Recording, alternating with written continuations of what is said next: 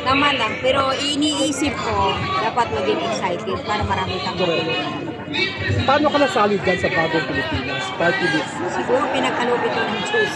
Dahil kahit minsan di ko ito pinangarap. Kaya ba dito? Alam mo naman, simple lang ang buhay ko. Pag polling mo talaga, madami yung makatulong ng mas marami pa. Wala talagang, wala ako tadhana talaga. talaga ang lalapit sa iyo dyan. Wala talaga akong plano sa ganito. Magugulat ka na lang, ito lang.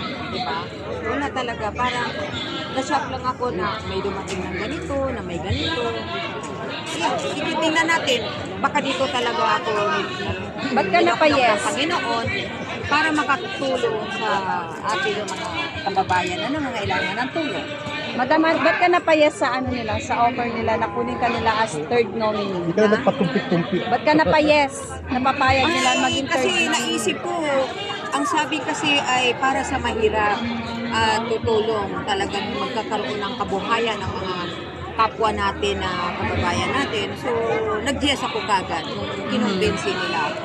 Anong kabuhayan ang naisip mo na pwede mong i-offer sa mga... Alam mo, ako jobless? marami akong kabuhayan.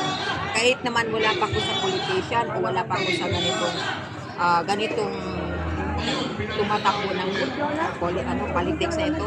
Wala naman akong kahit wala yun, ito naman ako tumutulong na akong bago pa. So, dahil sa ito, madagdagan pa, isagad mo na lang, dito ako dinala ng Panginoon. Basta nasa tama lang tayo, walang masasalita. Handa ka naman tawagin Congresswoman Baby, Baby ko. Sa ngayon, hindi pa ko ready. Pero kung nandyan at binigay na sa akin ang buong may kapal, bakit hindi? Hanggang saan ang kaya mong puntahan, madam?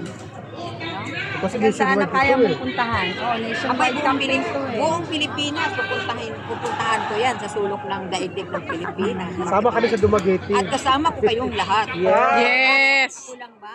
Yes, ako madam. Kasama Ano ko kayong talaga? lahat. Mindanao. Ayan, Ma'am Baby, ikaw yung parang representative ng showbiz, di ba? Kasi we're talking about sana may representation ng showbiz sa darating na election. Parang ikaw na yun. Oh, ang totoo lang, dati, di ba, meron naman tayong showbiz dati naman. Meron naman, no? Pero ngayon, siguro, parang kailangan pa yatang isa. Kaya ako din alam ni Lord dito. So, kung bibigay sa akin ng Panginoon ito, bakit hindi ko kakapagin? Na makakatulong man ako sa taong bayan.